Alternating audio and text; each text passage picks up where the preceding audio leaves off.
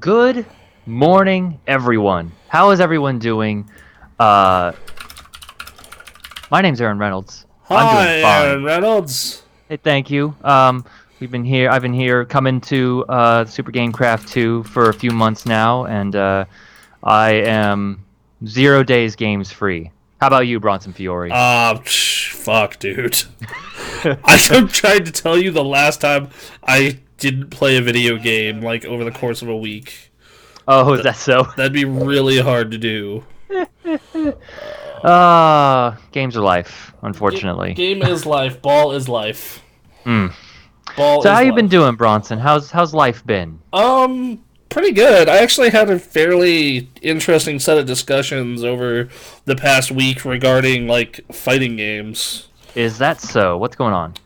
Yeah, so a big streamer slash podcaster I know is getting into League, but he's also a giant fighting game nerd, and that's led to several discussions amongst like FGC members and leading to like how can we grow a fighting game to be as big as League because MOBAs are every bit as complicated as fighting games. Yeah, Every fucking bit, if not more. I was But gonna like, say, like, the MOBA seems crazy. but like, you know, but sorry, You're fine. responding to fan stuff that we have. Anyway, but like, sure, but like, MOBAs are huge. Yep. Like, the most unpopular mainstream MOBA is Heroes, and it still has like 3,000 people watching it on Twitch every day. And last night I played, and I was getting into games in like 5 seconds. Right. You know, versus like even the most popular fighting game right now, which is probably other than Smash, because Smash is its own category. Smash is its It's own it's like thing. Nintendo. It's just its own category. It gets its own brand. It gets its own category, its own everything. I get it. And it what ends up happening is like why is there this difference? And someone brought up like the execution barrier, and I'm like, yeah, kinda. I think that's part of it. Okay. I think the execution barrier is part of it because like that's the part I struggle most with fighting games. Right. I completely understand the frame data and why you do certain things at certain times and when to do certain things at certain times and why things are happening. Yep. But I suck at executing. That was very apparent to me when I was doing combo challenges this weekend and was just just fucking up even the simplest of combos due to Uh, bad execution. So I think, but then like the other stuff is like, well, yeah, but like all those MOBAs are free. yep. Like every single one of them is free, and not only is every one of them free, um, they go through the ropes to teach you the game well. And not only do they go through the ropes of teaching you the game well, they also go through the fact that like because they're so popular, they have millions of tools. And in the case of like League, they have mods to build it into the game. So like League of Legends has this like program that you can install that like at the end of the during the match it'll tell you, hey, so and so, you're matched up against so and so. This is what you do. This should be your build guide. This should be this. And at the end of the match, it says, okay, this is how you could have done better. Right. And I'm like, fuck, dude. Like, if you had that kind of info for a fighting game, by the way, check your phone real quick. No, I did. It's on. Okay. Yeah, so, like if you had that kind of info for a fighting game, like, dude, what? Yeah. Like, that's, like, imagine if you're playing, like, Street Fighter and, you're playing as Ryu and it says, okay, hey, you're matched up against so and so. Watch out for blank. At the end of the match, being like, hey, you kept eating this. When instead of doing that, go up, do this, stop. Right. Like just So I think that's part of it, and I think part of it is fighting game tutorials need to get better. So there has been discussion because I have always been casually interested in fighting games, but I've never really been able to break through. And you're right, MOBAs. I've tried with MOBAs, but MOBAs are also see a bit more daunting. There's a lot more going on, and then there are teams, your teammates, you have to worry about as well. Right. So there's this fear of letting everyone else down. But with fighting games, from the conversations I've had with you specifically, um, it just seems like this has been a problem for years and years, and they have not provided the tools that the MOBA scene has in Well, less time. right, and I think that part of that is like fighting game roots Yeah, because like League started in '09, and like right. even if you go back to the earliest MOBA of like Dota 1, that started like in 2002, 2003, Okay. versus like it's like the internet age and like instantly people are posting all this shit on how to get better versus like how did you get better at Street Fighter 2? Just played it. You just went to the arcade and played you it. you went to the arcade and got bodied over and over and over again until you learn. And maybe you had a friend there who would like was willing to help you learn faster. See, I just didn't have the money. You know, or like you were lucky enough to have like a Super Nintendo Yep. and a copy of that game, and you once again went out and just played and played and played and played, and hopefully had a friend who was willing to come over and play and play and play and play with you. Yep. There was no tutorial. No. There. If you were lucky, some games had a training mode, like Killer Instinct had a training mode.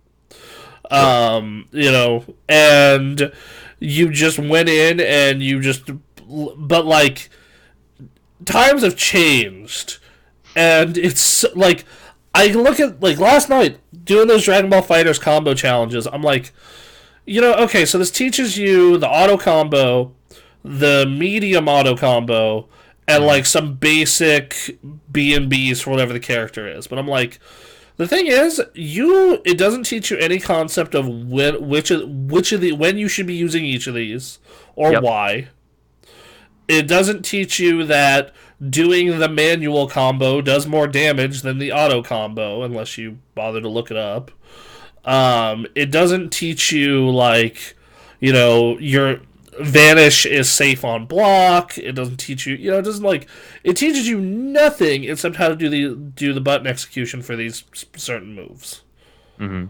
And like I'm just like that's not the fun part of this at all. Like Right.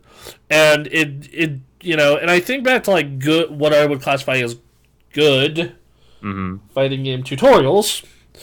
And I think to like Killer Instinct, because Killer Instinct teaches you frame data and like what safe on block is, and like it teaches you why this is happening, and it doesn't go as far as I think it should, but it goes a long way. Okay. The problem is no one is making this standard Nope. at all. Like every fighting game has a different tutorial or a different way to learn. Like Street Fighter, it has a very pathetic tutorial, and then it has combo challenges, which like if you can figure out like how to get openings on your own to land the first hit, then those combo challenges actually will be very useful. Sure. But it's the learning the other parts of that, or learning spacing and footsies and all this other crap. Yeah. And I don't know how the fuck you would teach Tekken to anybody. I still like every time I pick up that game, I feel like a caveman going to fire. Ethan is correct. Yeah, Ethan has a good comment here. Fighting games are God gifts to man, but they can be rather cryptic at times.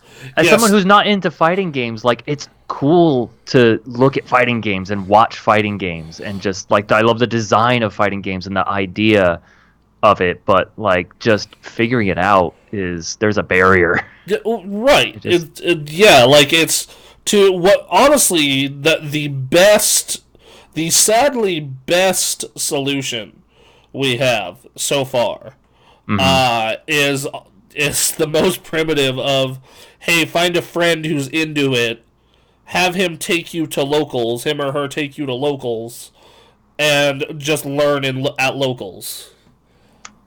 Yeah. Well, that's honestly the best. Which MOBAs are set up to do better because one, the game's free and you can just download it at your own place and then you just hang out, play with bots, and then you got guides and all that fun stuff. Yeah, versus like, okay, let's say today I go out and I buy. I'm gonna use Dragon Ball because it's the one I know best. I go out and I buy Dragon Ball, and I just buy the base game. I don't buy any of the season passes. Just base game. I get the base 28 character roster, I think it is, and I want to learn that game. Well, I'm gonna play the story mode, which teaches me nothing. It's pathetically easy. Then I'm going to go do the tutorials and combo challenges and then go online. But I'll have no concept of how to actually play the game at all. Sure. So my options are to go online, but then you go online and you have all this combo notation, which if you've never played a fighting game, you have no idea what this shit means. You have no idea what 2M, 5M, J, LL, 2H, SD, LL, 2H, LL. Okay. I'm trying to remember the full notation for just the B and B. 2S, 236, 236 heavy. Done. That is the B&B for Gohan in the corner. R2D2, C3PO. God damn it. But no, that is the bread and butter for Gohan in the corner if you just write it in notation. Okay. Like, if you see that, you're like, what the fuck is this other language? I know square, square, square, square, circle. I can do that. So yeah, first off, that's the number one thing they need to do is to break that shit down into what that would have been, which would be down triangle, triangle without a direction, jump towards them, square, square, triangle, down, down heavy, or down circle, right trigger, and so on and so forth. Yeah. Like, that'd be the first step.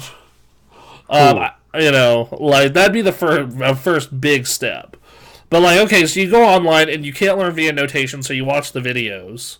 Yep. And then you kind of process it, but don't. Like, the biggest thing for my development in that game, once again, was just talking to Robert and having Robert show me shit.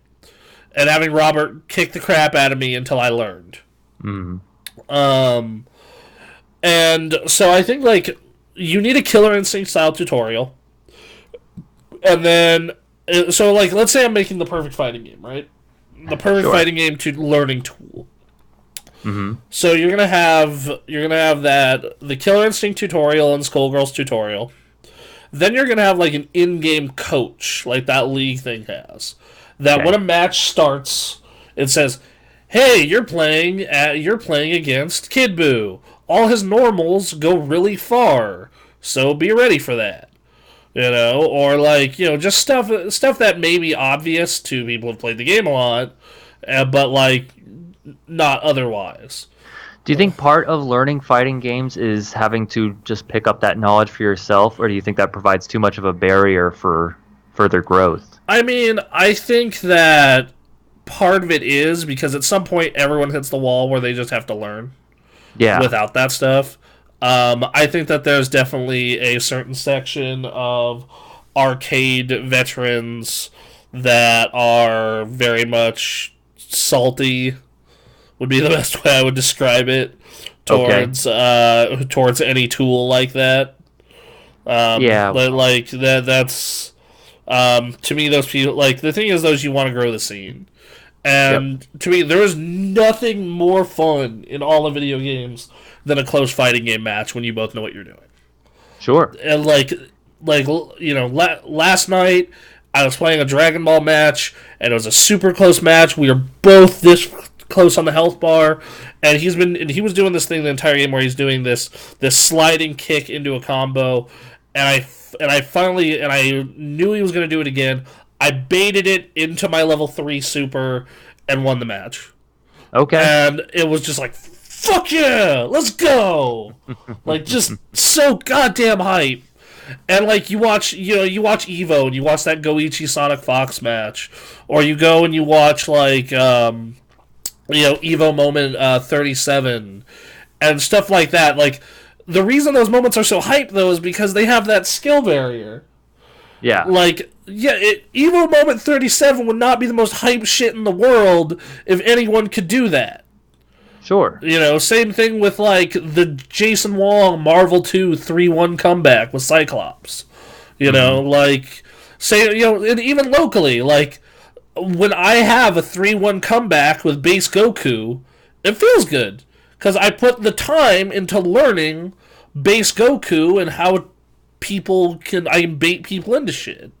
Mm-hmm. But the problem is like, getting to that point of doing that required me to go into training mode and go online and read a bunch of fucking guides on how do I do base Goku's loops, how do I bait people in this with base Goku, what are his normals, what does his normals beat, all kinds of shit. And then on top of that, I had to go online and lose a lot.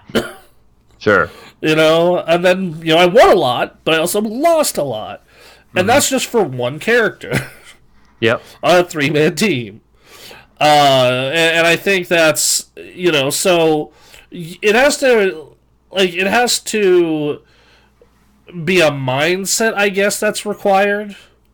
That, like, okay, I'm going to have to put some work into this, but if I do put the work in, I'm going to get a lot of reward out of this. Right. Which a lot of people don't want to do for their entertainment. Right. And maybe that's it. But like, I feel there are tools to ease that process along. Like, I've been helping Quinn with that. Like, okay. Quinn has been slowly getting into Tekken. Because he knows I'm real into fighting games, and he's gonna be after school. He's gonna be moving back to town, and he wants to hang out more. I'm like, well, I go this thing every week. Yeah. And he's like, well, perfect. It's like, what game should I learn? I'm like, well, which of these seems the most interesting to you? And he looked through the big games that we ran at the time, and he's like, Tekken. I loved Tekken when I was younger. And I'm like, all right, that's gonna be, you picked the hardest one by far, but. All right, yeah, Tekken. That's what motivates you. And if he went out and he bought Tekken and all the DLC, and he went in and he got trashed. He got riggedy wrecked by everyone there. Sure. Like even I, who am a novice Tekken player, was just like, ooh. I mean, the times I tried to play Tekken at the Round Table Pizza, I sometimes just would not get past the first match. Well, it's a lot of it has to do with Tekken's movement and the way Tekken works is in a way that, like, you have to worry about spacing and moving around the map so much. Sure. Like, and then you have to worry about the fact that your character has 50 bajillion different moves and how you can chain that into a juggle and all this other stuff. Versus Street Fighter, which is, you want to know what your normals are? Light, medium, and heavy, and fierce. Yeah. And you want to know what the other version of those are? Jumping or crouching, light, medium, or fierce. Okay. Like... And then you have 2 to 3 specials depending upon the character. It's not like Tekken where it's like, here's this encyclopedia of about like 40 moves for this one dude. Yeah. That all have different applicable situations. Have fun learning that. Bye. Sure. But and he's like, hey man, how do I learn this? And I I don't know I didn't know the resources for Tekken that well, but I did some homework, and I'm like, all right, well, here are the guides. Here's the YouTubers I personally would follow. Ask around the community, see what they got going on. And Yep. so he's slowly chipping away at Tekken. Man. And the last time I played a match with him, he improved a lot. Like Okay. he was definitely above my level at least. Which like I am the most amateur level, but still progress. Yeah, exactly. Um, so yeah. Anyway, and like he asked me, he's like, "Hey, should I get Dragon Ball Fighters?" And I'm like, "Well, like, does the concept of learning that appeal to you?" And he's like, maybe not. I'm like, "Yeah, man, just Yeah. stick with learning one for now." Right. So yeah, like I think that but I think there can be ways to ease that struggle. Sure. And I think that it could be like having the games do a built-in coach. And it doesn't have to be like a great coach. It just needs to teach you shit like, hey, if Ryu's on the ground and he does a Shoryuken on wake up twice or even once, maybe don't get super close to him when he's on the ground from here on out. Because he's Sure. just going to probably do it again. Yep. Because, I mean, that's what we do. We do shit until it doesn't work anymore. Right. Well, in some cases, we do it then. Easiest path to victory. Yeah, no, like, you're not, if I can get away with fucking, sweeping lows over and over, I'm going to just do sweeping lows the whole match. Right. Like I'm not gonna like same thing with Dragon Ball. Like if I can get away doing auto combos and fucking doing basic bread and butters, I'm not gonna worry about Gohan's leg loops. Sure. I'm not gonna worry about that shit. But I think at the end of the day, it comes down to you're going to have to put in time Yeah, before it really starts opening up for you, and that time barrier can be yeah, but like something. man, when it does, like I remember like I mean in Street Fighter 4, I remember when I was like finally nailing B&Bs and beating my friend James consistently. I was just like, oh, I did it. I'm doing it. It feels so good. I feel so accomplished. It's that Matrix scene where he wakes up and goes, I know Kung Fu. Yeah, kind of. Yeah. Like, because, Street Fighter 4, my training partner was my friend James Campbell. And this dude used to wreck me so hard. Like, my mains in that game were Ryu and Zangief. And he would just destroy them. Like, it wasn't even close.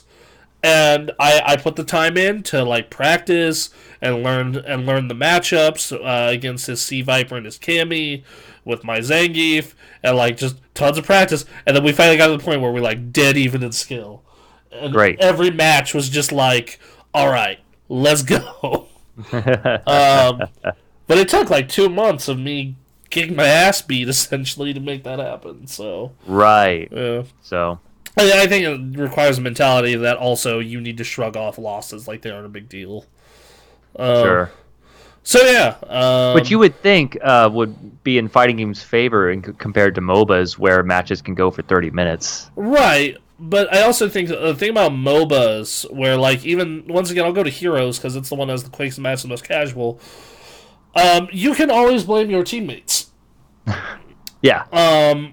Which I mean, even if you play a perfect game in a MOBA, you could still lose because you have teammates who will fuck you. Sure. Perfect example. I was playing Deathwing last night, and this dude completely knocks the enemy team out of my fire breath attack that would have killed most of them. And I'm just like, I'm sitting there, I'm just like, ugh. Why? And that's versus like fighting games, which this is both good and bad. That it's all on you. Right. It's all on you. Yep. You fuck up, that's on you. You do great, that's on you. Mm-hmm. And I think that's that's another characteristic of like. But yeah, like if I were to get them as big as MOBAs, I'd make it. This is what I would do. So we're gonna say it's Street Fighter that's making this move because they are the They're the face. They're Capcom. They're where the money is. Da da da da. Yep. All right, so we're making Street Fighter Six. This is free to play. Mm-hmm. You can get all the characters in this base game if you want for $60. We'll say it has a Street Fighter 4 level of content to start to draw in the casuals and the old vets. Okay. And then from there, what we're gonna do is we're going to put in like all the best functions from all the best tutorials throughout fighting games. You're gonna have the notation from Guilty Gear. You're gonna have the tutorial, the depth and insightfulness of Killer Instinct. You're gonna have the noob breakdown of Mortal Kombat. All that shit in there. All right, and you're gonna make it fun to do. Because the problem with Guilty Gear's tutorials, as an example, is it feels like you're reading a fucking phone book. It's just long, and it's like, all right, here, this is how you do this. Like, it's just like 70 challenges in a row of just bullshit. Right. So, what you need to do then is, so from there, what you're going to have to do is, so you need to find a way to make that fun. Maybe make it part of the story mode. Maybe make it so you have to play a match every couple of 4 or 5 to test your new skills. I don't know, something. Mm-hmm. Just to break, because like even if you're like learning a language, you need breaks, you know, or like so fine. And then the next thing I would add is a coaching tool, like that League mod that's out now, is where like after every match, be it arcade, online, offline, before the match you'll say, "Hey, you're playing, X character. Watch out for blank." Like it doesn't need to be. Once again, it doesn't need to be like super in depth where Doesn't need to give away everything. Doesn't need to give away everything. Like it doesn't need to give away every last bit of that character, so it's not fun to learn the matchup. But it needs to give away some of the basics, like, hey man, if Ryu's throwing fireballs at closer than mid screen, that's super easy to punish. Get in there. Like something like that. Not Sure. Like stuff that's like maybe not that's obvious to someone who's been doing this forever, but not obvious to everyone else. Right. So there's that, and then finally you at the end of matches you have a like coaching tool once again, very similar to this League mod, where it's like, okay, hey man, we noticed that you ate a lot of those Shoryukens from the ground. Mm-hmm. So what you need to do is you need to go up and instead of being ready to attack, just block, and then you can punish the Saryuken that you blocked. Okay. And once again, don't correct everything, but like stuff that's once again stuff that people have been playing Street Fighter since '92 just inherently know by now. That stuff, right? Something to give new players just enough confidence to feel like they might have a chance of knowing what they're doing with the game. Right. And then the last thing I would say is like teach people like combo windows, like the timing a little better, because like watching Quinn try and learn combo timing has been the most frustrating thing in the world. Sure. It's just like, no, you need to do it faster. Okay. No, faster. Okay. You are too slow. Oh, come on. And the thing is like, at first it does seem unbelievably fast, but then once you start doing it and it's muscle memory, you're like, oh, okay. Yeah. Like I remember when I was starting out with Dragon Balls, B&Bs, I'm like, oh my god, this jump cancel. I have to be so fast on this shit. Now it's just like, it's just muscle memory. Which is what you need it to be in order to stand a chance, really, in a fighting game. Yeah, like, you need to get to the point of where, like, I can do quarter circle forward special, like, every time, no problem. Do you think they just need to be upfront with that, like, part of fighting games is that you need to get these combos down to the point where it's not like you're thinking of each step of the combo, but it's just one muscle memory thing. Yeah, and just be like really upfront about it. And I think that's one big advantage Smash has, is because its specials are so simple. Forward B, back B, up B, down B. Yep. You don't have that learning gap. Nope. The problem with Smash is as anyone who will learn it will tell you, is you actually have to learn something way harder to be good at competitive Smash, Okay. which is spacing and movement. Mm. In fact, I would say learning Smash and that part of Smash to be good at competitive Smash is significantly harder than learning the basic combos of a Street Fighter. Sure. So, yeah. So yeah, that's been an ongoing thing for the past That week. that's been happening at least this week, if not longer. Yeah, well, I mean, just the discussion was brought up this week because I've had it with like 30 people. So you've been thinking about it a Ongoing. lot. Yeah, like it's been in my Discord like all week where I've just been well, you know. Yeah. Yep. Um. So Anything yeah. else? I played some video games. I played a video game. I played some of that more Outer Worlds, and then decided I'm gonna put that game on the back burner for a while. Yeah.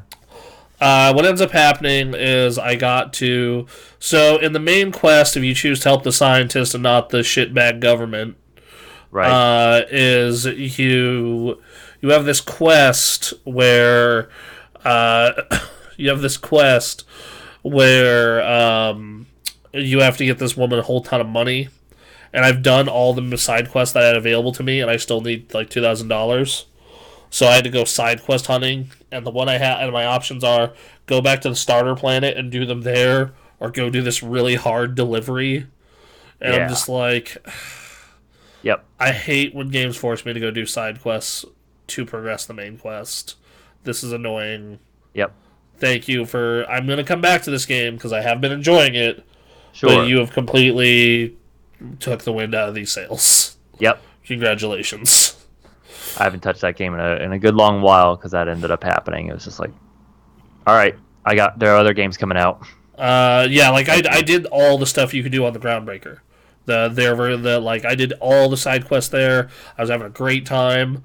I actually ended up I ended up going to fix the overheating problem with the engines and whatnot, and like I talked to them, and the way I got the bandits to give me the parts without fighting them is like, oh yeah, those parts are super irradiated. They're all poisoning you.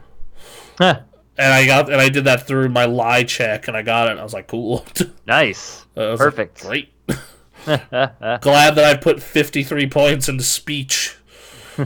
Cool. So yeah, like that. So that's been kind of a bummer and irritating. And then I played a pinball game.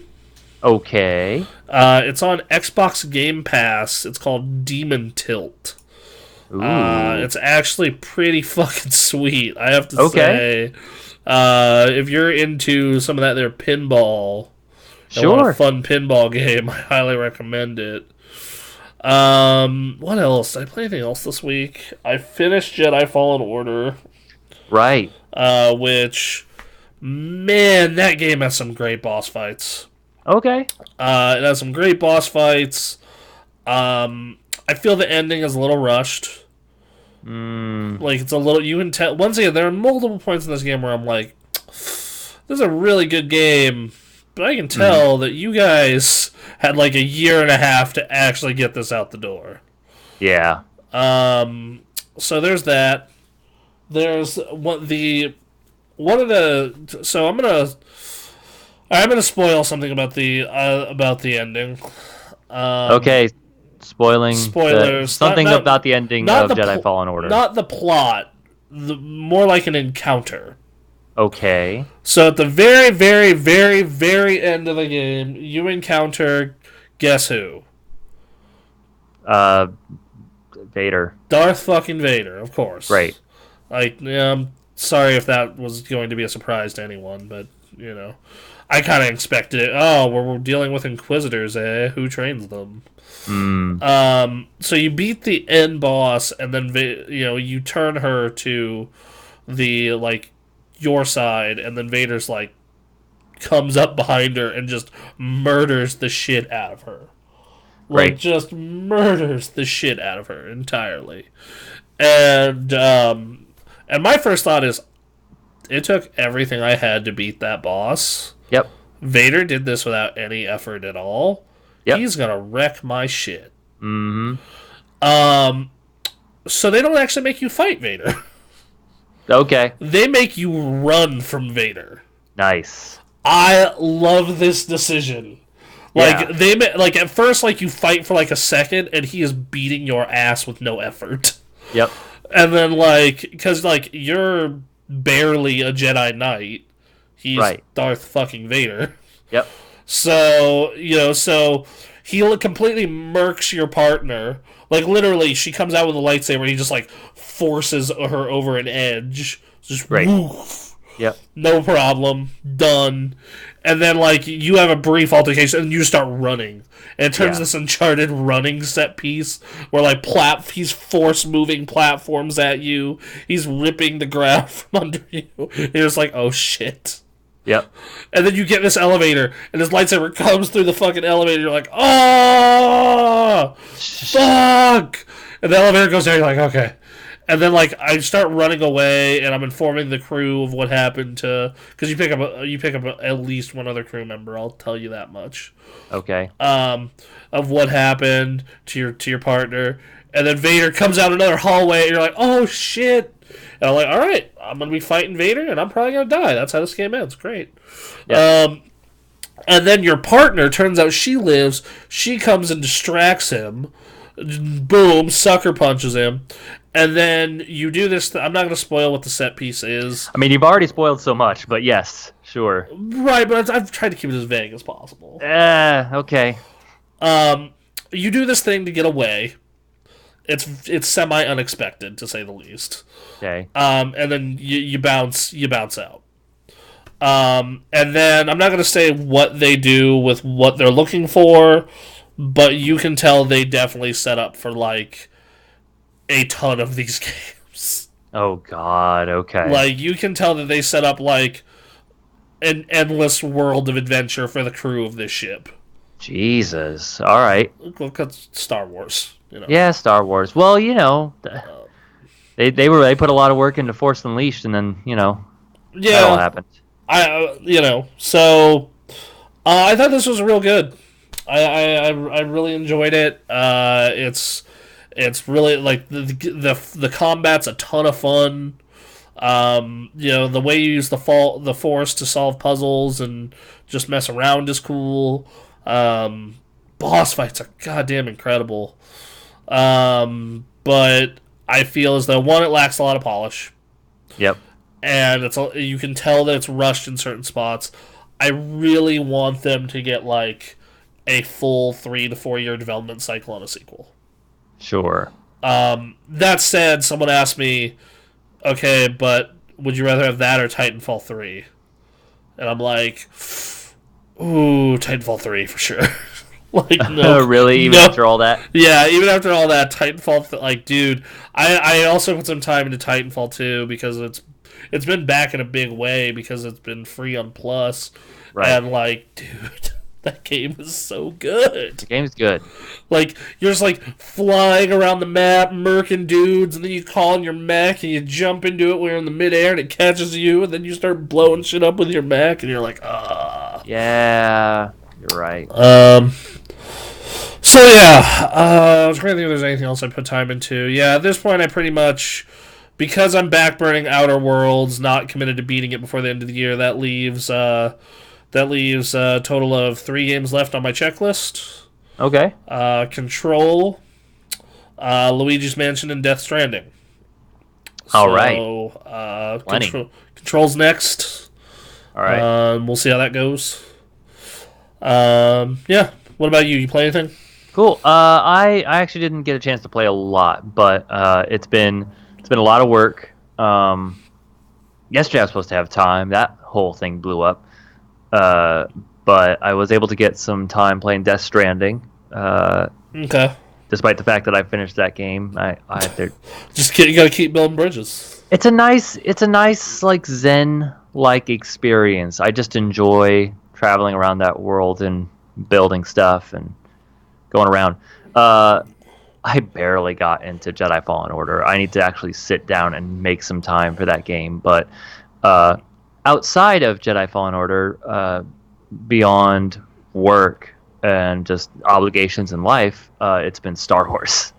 as in the movies. Yes. So for those of you who don't know, we have been running a series Mm-hmm. where we watch through all the Star Wars movies. You can look up Super Gamecraft on YouTube, and you'll be able to find us review and watch through all the Star Wars movies.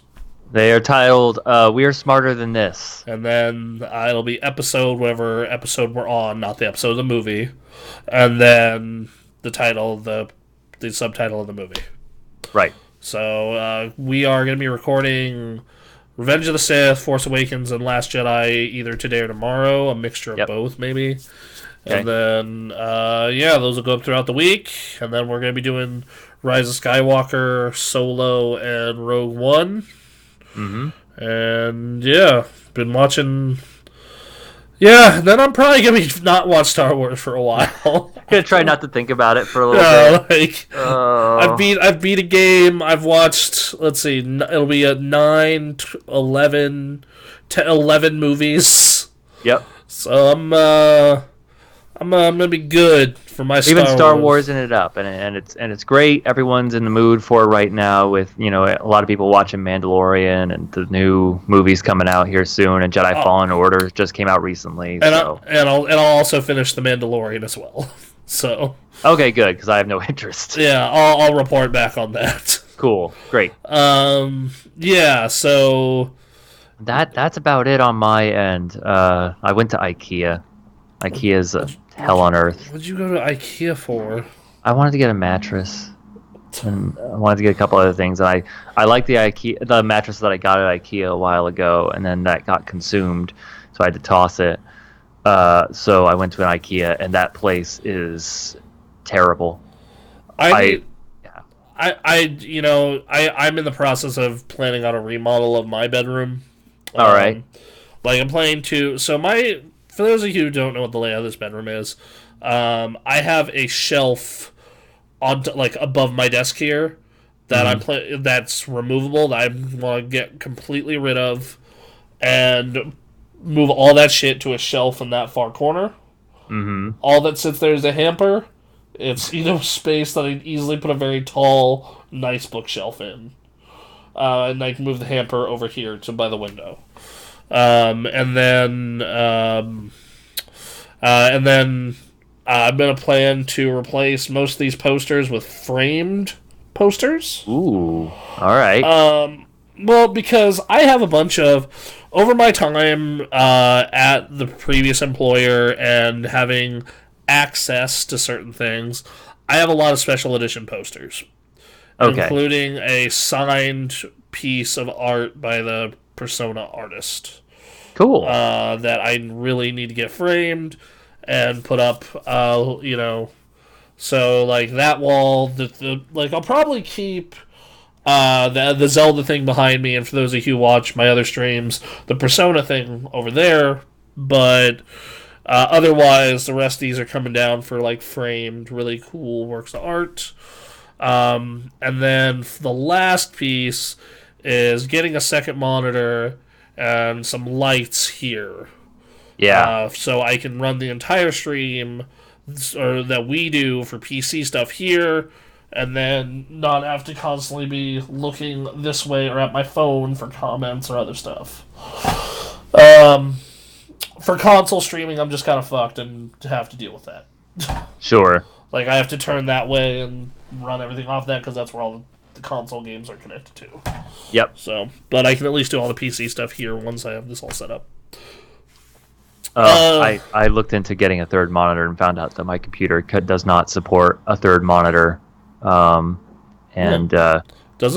most video cards have like 3-4 video out slots? I have a 970 and it has one HDMI and one DisplayPort. That's it? Yeah. Wow, times have changed. I know. Because like mine has like 4 DisplayPort and an HDMI. And I think it has a VGA too. I'm not sure. But yeah, so that's. So I'm gonna have. That's the current game plan now. Because I've realized like, if we are going to continue to grow this like we intend to, I'm probably gonna have to stay in Reno a while. Okay. because that is unfortunately the way to get and keep the most amount of capital, Right. which I can reinvest into doing stream equipment. And if it's not stream equipment, it's it's games. If it's not games, it's hiring an artist to make us cool shit. So Sure. Yep. yeah, that's why that is. Anyway, what was I gonna say? But yeah, so you went to IKEA and you got a mattress. Did you get a mattress? Did you succeed? I did get a mattress. I did. It took 2 hours. It was one of the longest 2 hours of my life because it was on a Saturday in the afternoon. Right. Everyone was there. Oh yeah, Oh it's my it's god! Christmas shopping, bro. And it's Christmas time too. Yeah, so it's like, It's extra and then packed. it's IKEA, so it's you have your showroom level up top, which you have a predetermined path that you've got to go through, that everyone goes through, and then you got your lunchroom where you get your Swedish meatballs and whatever, and then you have the shop portion down below, which has a bunch of the smaller things, and then you have the warehouse area to pick up the big stuff. So why did you go? Why did you go to an IKEA, not just like So, like a normal furniture store? because there was a mattress, there was a specific mattress I was looking for that I got from IKEA that was amazing. How much? I How didn't much? find it. What size was this mattress, and how It was much? just a queen. It wasn't bad. I got it for That's $250. that's pretty big. I sleep on a twin XL. Yeah, So well, I experienced a queen and I couldn't go back. I was the same way until I moved into a very small room, Yep. and then it turned into, well, shit. Sure. I prefer floor space to having a proper bed to sleep in. Apparently, That's fair. That is fair. Someone who is fighting for room, that is absolutely fair. But so just there were so many people in there. It was just madness. Like a dad and I, son playing catch across the pathway in an IKEA. I can't say. Well, so I understand because I was at the mall Saturday myself. Okay. How's the mall doing? It's the mall. It's a lot nicer than Still when the same? no, Yeah. it's a lot nicer from when you were here, but it's Okay. still the mall. But I was at the mall to trade in my copy of Call of Duty because Steam sales are coming up in 3 days. Yep. So man, dude, it was so packed. Like it was so packed that I was hungry. And I was like, all right, cool. I'll trade and I'll go to the food court to get food. And I immediately looked over the walk and the crowd I'd have to go through, and I'm like, no, I think I'll DoorDash at home. Yeah. Yeah, like that's how fucking unbelievably packed this was. So They yeah. got the Santa set up and everything, I'm sure. Yeah, man, just Mm-hmm. so Very good. you didn't get your mattress. IKEA didn't have it. It didn't. I didn't get the mattress that I had before. But you got a mattress. I got a mattress, and it's spring, but it was rolled up very tight, so it's going to take 3 to 4 days to gain its proper shape. Apparently, I slept on it. It was fine. Okay. I bought it for cheaper than what the older mattress was. But anyway, the whole reason I told that story was it was part of it was like my biggest haul of just a lot of nonsense that happened that day. Took home some furniture that I pulled from people had just tossed out, so that was nice, but just a lot of moving. And I was like, I have to watch a bunch of Star Wars still. God damn it. If it makes you feel better, I did Last Jedi on like Saturday morning. So, Yeah. And that's another thing is like, okay, I don't want to say too much, but like I still need to get to Last Jedi, and it's like, it's that Return of the Jedi thing where I'm like, I don't wanna. I need to, but I'm feeling this apprehension. well, So I don't know. We'll see. We'll hopefully everyone will see the episodes as they come up soon here in the next week or so. yeah, But we'll I'm going to Rise of Skywalker Friday night with the girlfriend, so Cool. I'm going either Thursday or Friday. I don't remember. So yeah, we'll record that Saturday fresh. Cool. And be all cool kids. Since we can only watch it like once, and Yeah, since we can watch as many times as we're willing to pay for. we can, but I'm. Oh, not gonna But do movie that. Are you tickets ain't kidding me? cheap. No. How much It's is Star Wars. how much is a regular movie ticket for in Seattle? Like not DX, not DFX, not anything like that, I don't but know. a It's probably regular like movie ticket. it's probably I don't know, $15. I don't know. $15. I'd have to look it up. That's madness. A lot of money. Like I'm also going to the theaters that have like reclining seats and things like that. yeah, And I feel like that's becoming more and more normal. yeah. Like I'm going to that too, and I'm going to that as well, and for me, it's like 10.50. Okay. And we're going to the 8 p.m. showing of now. That's just regular. I tend to try and get the ones with the really good audio, like the Sure. Dolby effects. But Did they make a third Jumanji movie? I thought that was the second. I thought the second already came out. I No, thought it's the that- next level, so it must be the second one. Yeah. Okay. So I just yeah, feel like I've been hearing about that forever, so it's- it's like, why is this out? I thought that was over with. fair But enough. anyway, Okay, but I am pulling this up. Yeah, go ahead. there's Jumanji, then there's the reboot, and then there's Jumanji 2. Okay, matinee adult for Jumanji 2, new Jumanji 2 is $12.86. Fucking Jesus Christ. Yep, I cannot afford to live there. Okay. and that's for 2D. Well, hopefully you're getting paid a little more. Hopefully. Yeah, that'd be the hope. Cuz like minimum wage is like 15, right? Some buildings or some businesses depends on certain things. In the city they want you to have like 15, I think, but that's strict Seattle and not like Surrounding area.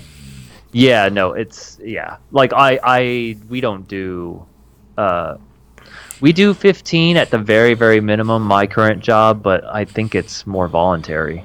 I think yeah, cuz I know if you were to scale that to my job, cuz minimum here is 8. I make 16. So Right. it'd be like, okay, so I'd be making $30 an hour in Washington, if that scales correctly. Yeah, which I can't imagine it will, but Yeah. So I get the non-matinee prices for this. What's a non-matinee? $14.80. 14. So I wasn't far off. Fucking Jesus. Yep. It's fucking madness. And that's Seattle for you. That's. Yeah, okay. Expensive. I don't know how much I paid for Star Wars, Star Wars. but I'm excited. Oh my god. Yeah.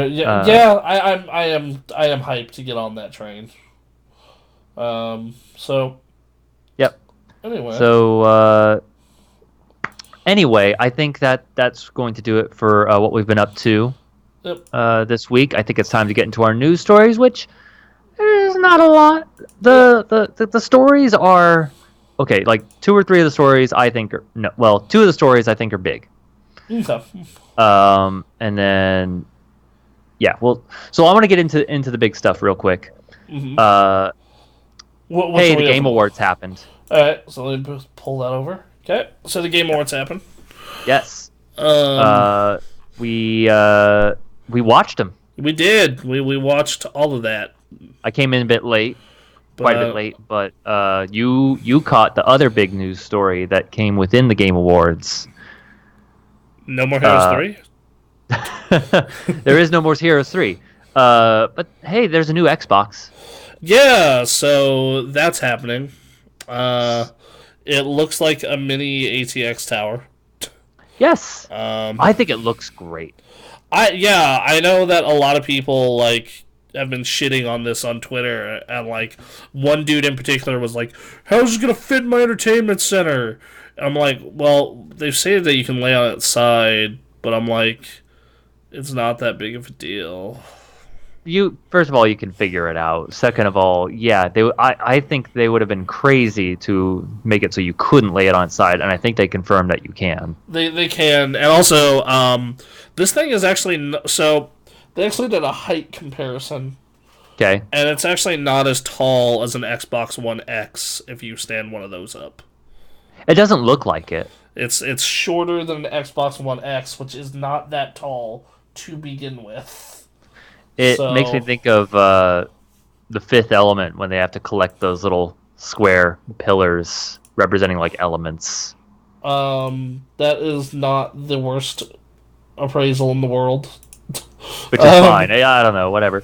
I think it looks good. They're keeping basically the Xbox One controller. Yeah, like they added a share button, Yep, and they added the D-pad from the Elite controller. and just made that part of the standard Yeah, thing, so which makes sense. yeah, I mean that's fine because I love the Xbox One controller. You know, we're getting to a point with controllers where, we are always open for innovation. But look at that. They figured it out. Yeah, no, the one thing I actually have always loved about this controller is like they have that texture on the outside of the sticks. Love that. Sure. Love the shape. Love that the battery life is more than 5 hours. That's really good. So yeah, and I love the fact that I don't need to download drivers for my PC. I just plug it in and it fucking works. Oh, that's great. That's always a big plus. Yep. Backwards compatibility. Yeah, fully backwards compat with everything that works on Xbox One, right? Is it with everything that works on Xbox One, or is it everything? It is technically everything, but it's everything that like works on Xbox One. So like all the 360 games that work on Xbox One work on X, etc. That's the way I understood it, at least. Sure. So Which that means no Skate 2. I believe not. I'll check right now. Hold on. Yeah. Just- Aaron, I'm sorry. This is though. my one thing, and it's just This is the hill. This is the hill oh you my will die on. it's one game. You know Skate what? 3's fine. It's just not New Sam Vanalona. That's all. Anyway. Port Carverton or whatever the hell. Port Harverton. I don't know. Oh, I can feel the hate flow through you. Yeah, there's Skate 1 and Skate 3. Yep. Mm-hmm. But, yeah, no, well, I mean, it's okay, because I'm over here still being butthurt that, like, the new Kinect does not work on old Kinect games, so I'm never gonna have Dance Central. That seems crazy to me. And I'm also not gonna have DOA 4 for some reason. Like, they just won't port DOA 4. Weird. There's another one I have. They also don't port the Forza games, though those kind of make sense at least. Okay. And then there's a ton of original Xbox games that work on the 360 that don't work on the new ones. So I'm like, all right, well, so I still have a reason to have a 360 in my house, but Sure. that said, they did really get a list of the stuff that matters. I'm gonna pull up here, list a couple: Alan Wake's American Nightmare, Alice Madness Returns, every Assassin's Creed. The Banjo, all the Rare games, all the Battlefield games, all the Call of Duty games, the BioShocks, Bayonetta. The Halos. That's pretty good. Like the Orange Box. Yep. It's a lot of shit that you would expect from that generation. The Splosion Man, Shadow Complex. Yep. The Gearses, the Splinter Cells. They got SSX. They got all the Star Wars games. SSX. Okay. Super Puzzle Fighter. Right. They got 2 Human. Hey, I'll play games that should be destroyed. They got Peter Jackson's King Kong, the official game of the movie. Oh, okay. I Great. remember that. Oh my god, yeah. I remember that was a launch title that like looked like it was graphically impressive at the time. Like, and then not only that, but it also had the benefit of, man, that was an easy 1,000 achievement points. Sure. I just remember that being a big kiosk game. You walked into GameStop and it's like you went to go see the new console and they had King Kong It going. was a real tech demo tour de force. It's like Um, that looks like King Kong. That's great. Asura's Wrath, Fable 2. All Uh, right. let's see. I'm just kind of clicking through their most recents. Sure. The Lost Planets, the Splinter Cells, Ninja Gaiden 2, Saints Row, all of them, the All right. GTA's. For some reason, they felt the need to release all the Star Wars games at once. Like Panzer Dragoon Orta, Conquer Live and Reloaded, Blinks the Time Sweeper, Yeah. Darksiders, All right. Portal 2, the Metal Gear HD collection, Okay. Vanquish. And Yeah. like a lot of these Vanquish. games are like upscaled and shit too. Like they get extra benefits, so you know. Sure. Fighting Vipers. Fucking Sega Saturn game. Why not? Oh, fucking goddamn it. Oh, God, it's on sale right now. I can get Fighting Vipers for $2.50. That's a Fucking, deal. fucking, what a deal of a golden console. Anyway, Raiden 4, that's a great game. Like, there's a lot of really good shit in backwards compatibility. It's just it's not everything, and when you don't do everything, you're gonna leave out somebody's favorite. Yep. Which is the problem. Like Sure. that's the it's the issue. Funnily enough, that Pokemon had. It is the issue that Pokemon's having. Pretty bad. So, But go on with the list with the Xbox Series X. so, uh, the next big thing about the Xbox Series X is, in fact, the name Yeah, is inspiring some discussion on naming practices. What do you think? Xbox Series X. it tells me that they are going to be going the phone route from here on out. Yeah. That's what that tells me. That tells me that from here on out they are very much going the phone route. Of I guarantee you that halfway through next generation, we're going to be getting we are going to be getting an we are going to be getting an upgraded console that's Xbox Series X 2 or S or I was gonna X. say, like, yeah, why X? Why not something else? I just feel bad for all the kids next Christmas who are going to ask for an Xbox Series X and get an Xbox Get One an X. Xbox One X. Yeah, This could be like a problem. that's it. It's the Wii U all over again. Not as bad, but still, No. but still rough. Ugh. Yeah, so Still, that's interesting. Still a problem.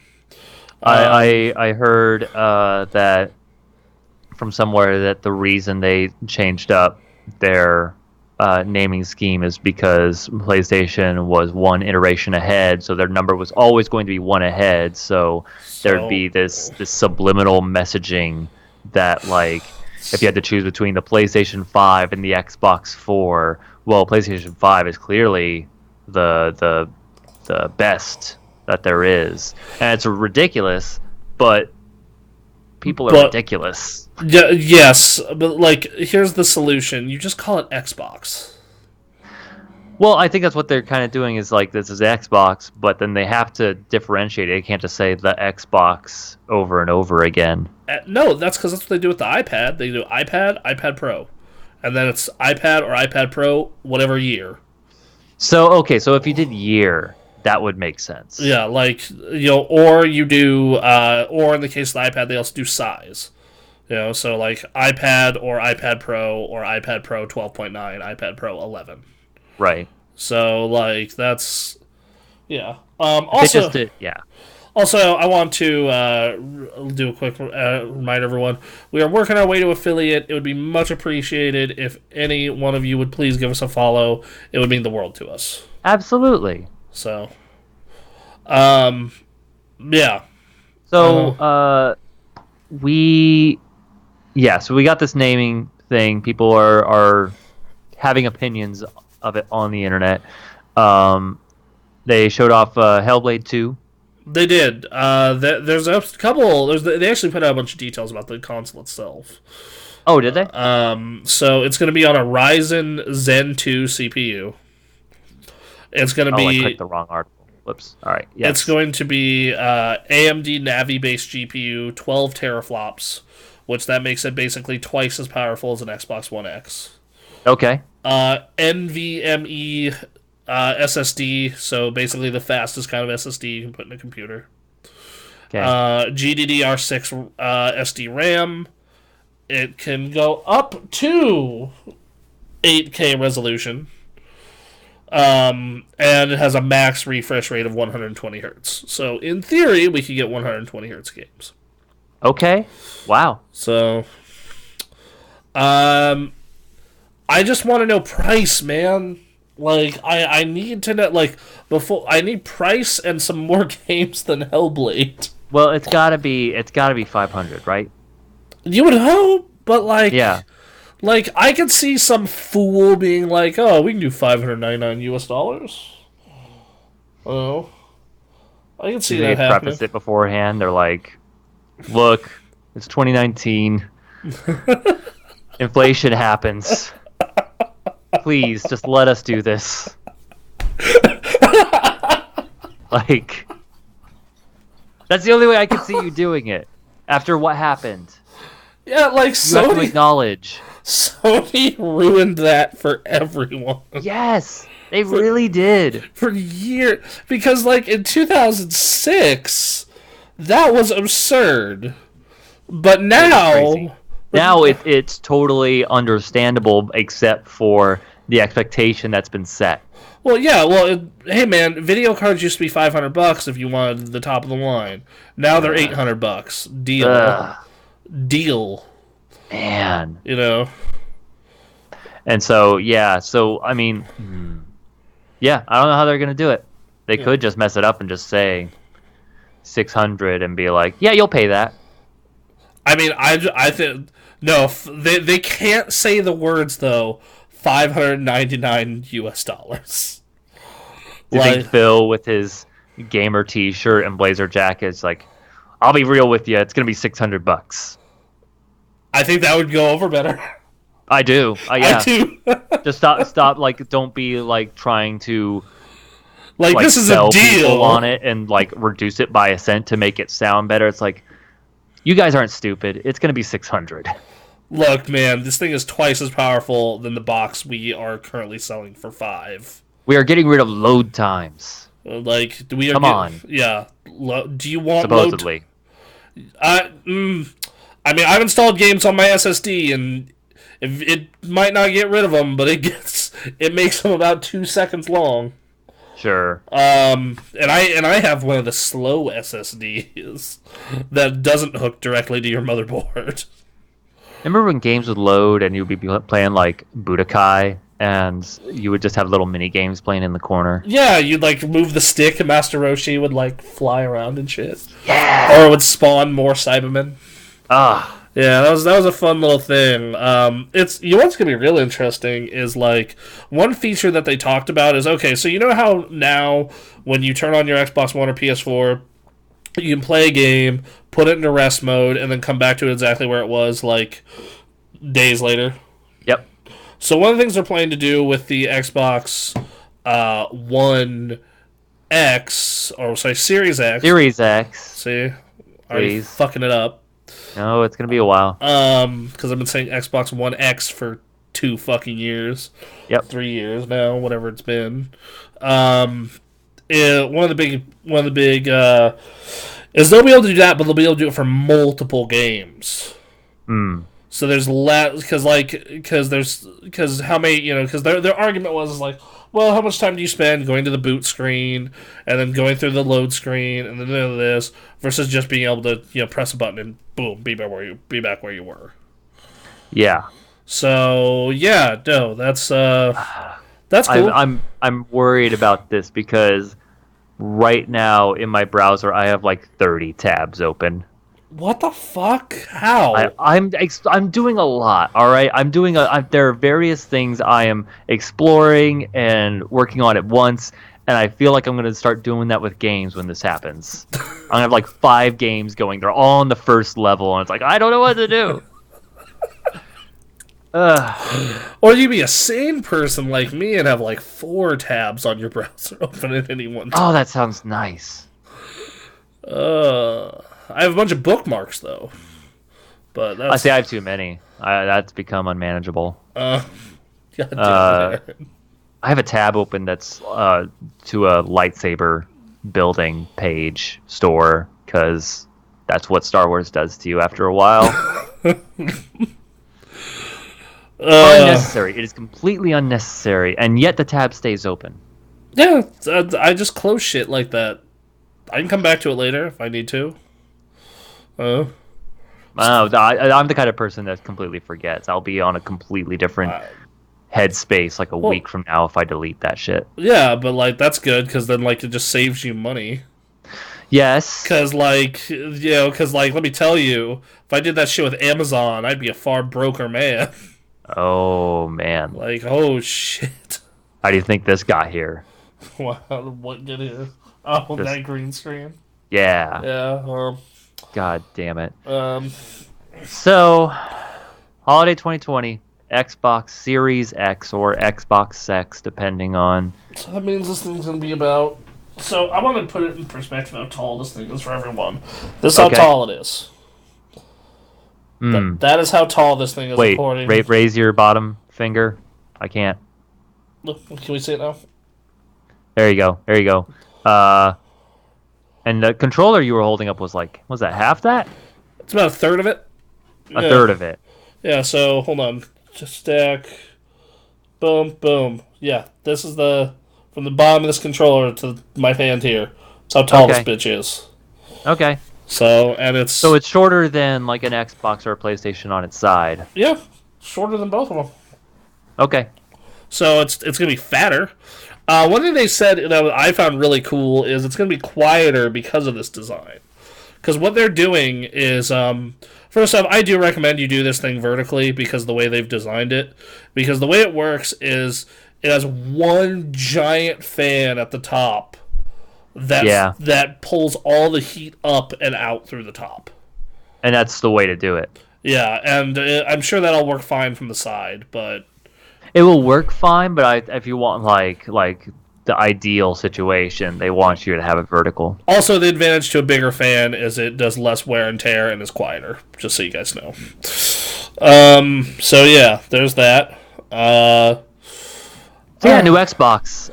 That has been confirmed. We got a box. We have a name, a controller, and some deets. Controller. That's basically what are they gonna do? And they showed a game. They showed a game, which was Hellblade 2. Yep, they showed Hellblade 2, and visually it looks fucking incredible. Yeah. That was in engine, and I just about crapped my pants. I was just like, whoa. So, yeah, I never played Hellblade. Neither did I, but it's on Game Pass, so I'm just like, all right, it is. I have it downloading right now, and I'm just gonna all right, well, we're making this a thing. It's gonna be, that'll be going with the new Xbox. So they're going hard on that, which is cool. Yeah. Good for them. So after that, they were talking about some Mortal Kombat 11 with a DLC character. Yep. Showed Joker and Harley. Yup. They got Amazon's New World from Double Helix. Oh, that's right. It is called New World. It's an MMO for May 2020. Yeah. Bravely Default 2. It's like 3D Bravely Default, which is weird because the second game was Bravely Second. Yeah. So you want to talk about confusing names? yeah, Xbox didn't even have the worst one of the awards. Ghost of Tsushima, which This game looked cool. I'm gonna throw the trailer for this up. Like, dude, Yeah. like this looked fucking insane. Like this Uh, looked so unbelievably good. Um, yeah, here we First of all, I go. was already happy that I was seeing a trailer with some gameplay in it. That Yeah, was nice. that was a big problem for that night. Is like mix of gameplay and cinematic footage in engine on PS4 Pro. Yep. So that was a big problem for the night as a whole. I felt, Yeah. but It was a night of announcements, which I get. And right. announcements are fun, but when you don't have any gameplay to go with it, it's just you don't know what this thing is that you're gonna play because you're not this isn't a movie unless it's Kojima. I don't care. You're playing a concept. You're Right. showing me a concept. That's what you're doing. So I'm gonna fast forward to the gameplay in this. And footage. concepts, yeah, go ahead and do that. Concepts are fun. Yeah. In the same way that trailers, even for bad movies, the trailers can be spectacular. Oh yeah. But if I don't see what the game is I'm going to be playing, then whatever. Like, But what's the point? but they showed gameplay for Ghost of Tsushima, and that game looks damn good. I did not think this game was going to be for me until I started watching this. I'm surprised the first I watched that first E3 demo they did, and I thought that would have totally won you over. Right, I think I was just like looking at other games. I don't know why. There's just something about the game I was not really looking into too much. And also last year, this time last year, I was not concerned with video games too much. I enjoyed watching E3 just as a fun thing to do, but I was not looking into any of the games. So this is from Sucker Punch, who has not made a bad game ever, funnily enough. Like, they've just made Sly and Infamous, to be fair, but still. So we had 3 Infamous games, 4 Sly games. They only did 3 of them, so is that 4th one someone else? Yeah, 3 Sly, 3.5 Infamous because of the Infamous DLC / weird DLC game.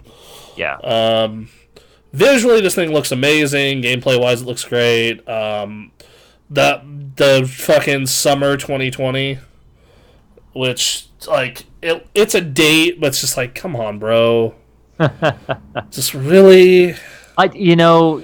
Within the context of all the conversation around crunch happening, I've become more and more fine with soft dates if it means that they can be flexible with making sure they get the game out right. Yeah, I know, but at that point I'm just like, yeah, just don't give me a date.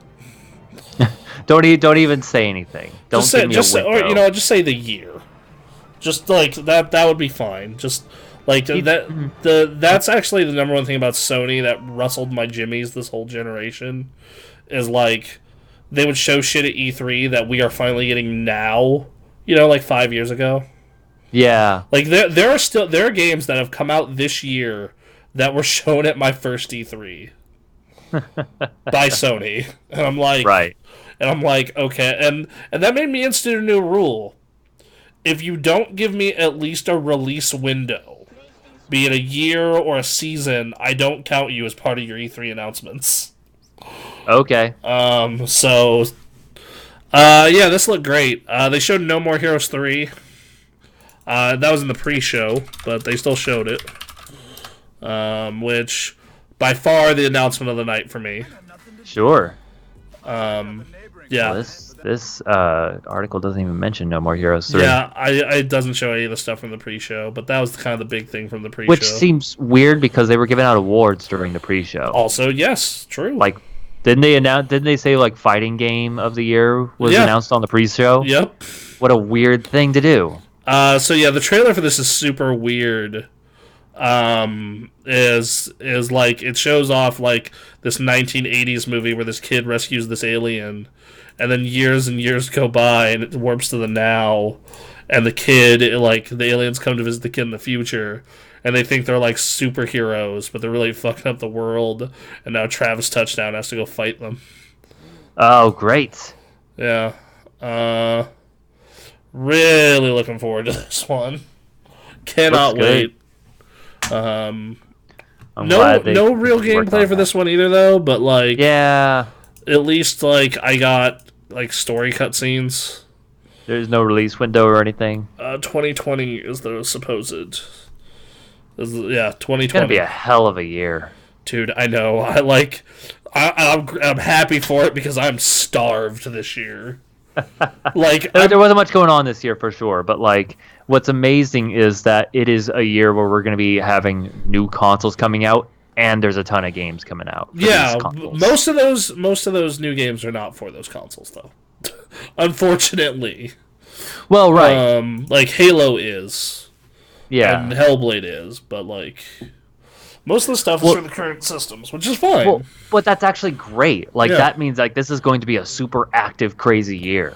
Yeah, like it's I'm super jazzed. Like I have plenty of reasons to play all three of the boxes. Like it's gonna be good stuff. Yep. So yeah, that game looks great. Um, Let's see what else we got. They announced a Fortnite skin thing. Gears Tactics looks cool. Yeah, if you want to play Gears XCOM, Yep, that's still coming along.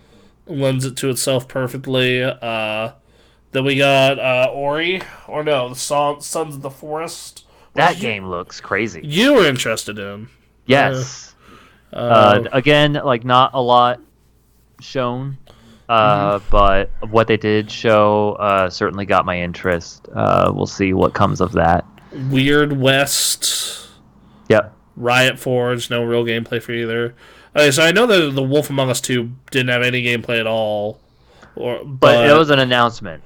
So former vets from Telltale have partnered with Ad Hoc Studio to continue and co-develop on the second season. Ad Hoc is a team built in part by former Telltale employees alongside the new Telltale ownership. This game is still in pre-production with no release date is confirmed at this time. Right. Warframe expansion, Yep. Dark Alliance, Final Fantasy VII Remake got a new trailer offering new shots. Looks like Final Fantasy VII. Yep. Godfall, we got our first PS5 footage. Yeah, that's right. Creator of PUBG is making a new game. Yeah. Huh.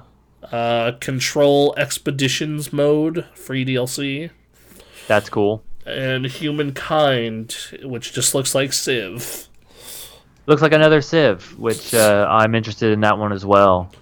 It looks interesting enough, I'll say. Like, I'm not... You know... It is what it is. I mean, we'll see, you know? Yeah. Like, it is what it is. A lot of this stuff, it's like, you know, we gotta kind of wait and see. But, again, concepts, when they're selling concepts, some people buy them, some people don't. Yeah. But, yeah, and then there were the awards themselves, which, it'd be nice for an award show to actually focus on rewards, but I understand why. you know, if anything, if E3's taught us anything, is that we're dying for, you know, seeing new games. True. Awards are nice. But big thing is Game of the Year went to Sekiro. Sekiro. Which we were like thinking about it as we were going through the nominees, which included like Smash Bros, Control, which I thought was going to win just because that because it's winning at a lot of outlets right now, and the outlets that vote on that are the ones that and outlets that vote on that are the ones that typically what's the word I'm looking for, decide game of the year here. They're voting. Yeah, because for those of you who don't know, the Game Awards, it is a panel of like a bunch of different game outlets. Like let me pull it up.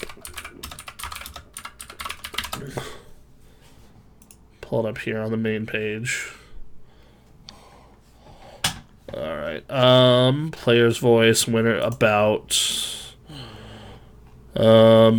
advisory.